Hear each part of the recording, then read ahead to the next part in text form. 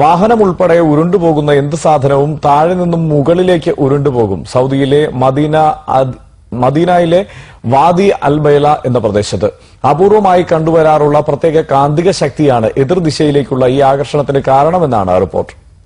മദീനയിലെ പ്രവാചകന്റെ പള്ളിയിൽ നിന്നും ഏതാണ്ട് 35 കിലോമീറ്റർ സഞ്ചരിച്ചാൽ വാദി അൽ ബൈലാഇ എന്ന ഈ പ്രദേശത്തെത്താം.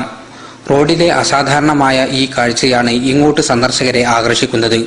ഇവിടെയുള്ള ചെറിയ ഇറക്കത്തിൽ വാഹനം ന്യൂട്രൽ ഗിയറിൽ ഇട്ടാൽ വാഹനം താഴേക്ക് പോകുന്നതിന് പകരം മുകളിലേക്കാണ് പോകുന്നത്.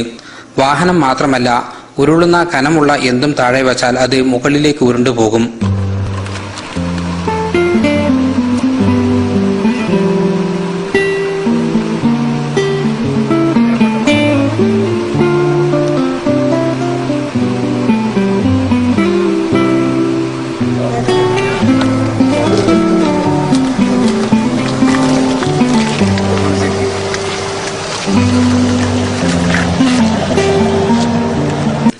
ലോകത്തിന്റെ ചില ഭാഗങ്ങളിൽ കണ്ടുവരുന്ന പ്രത്യേക കാന്തശക്തിയാണ് എതിർദിശയിലേക്കുള്ള ഈ ആകർഷണത്തിനു കാരണം എന്നാണ് പറയപ്പെടുന്നത്.